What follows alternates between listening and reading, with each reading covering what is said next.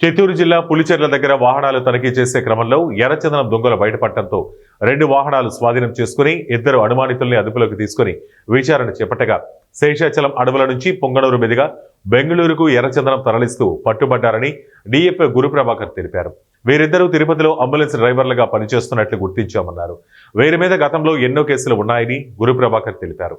స్వాధీనం చేసుకున్న 8 ఎర్రచందనం దొంగలు 2 వాహనాలు మొత్తం 13 లక్షలు విలువ చేస్తాయన్నారు. నిన్నటి దినాన సాయంకాలం రాబడిన సమాచారం మేరకు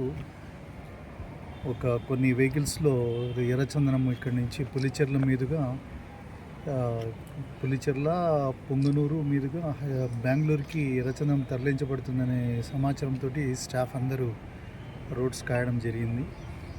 దీంట్లో 2 వెహికల్స్లో మొట్టమొదట ఒక వెహికల్ ఒకటి ట్రాన్స్పోర్ట్ వెహికల్, దాంట్లో ఒకటి సడన్గా దాంట్లో వచ్చి ఆగింది. దాన్ని మన సిబ్బంది ఆపడం జరిగింది.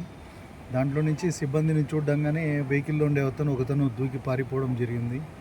ఆ వెహికల్ని చెక్ చేస్తుండగానే వెంటనే మరీ వెనక ఇంకొక వెహికల్ దూరాన్ని వచ్చి ఆగింది. అది చెక్ చేస్తున్నారని తెలిసి మన స్టాఫ్ అలర్ట్ అయిపోయి పరిగెత్తి ఆ వెహికల్ని కూడా గమనించడం, దాంట్లో కూడా ఎర్రచందనం లాక్స్ ఉన్నాయి.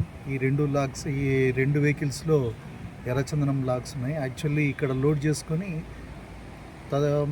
మరి ఇంకొక దారిలో ఇంకొక పాయింట్లో ఎర్రచందనం లోడ్ చేసుకుని బెంగళూరుకు ట్రాన్స్పోర్ట్ చేయాల్సినది వీళ్ళది నెట్వర్క్ వాస్తవంగా.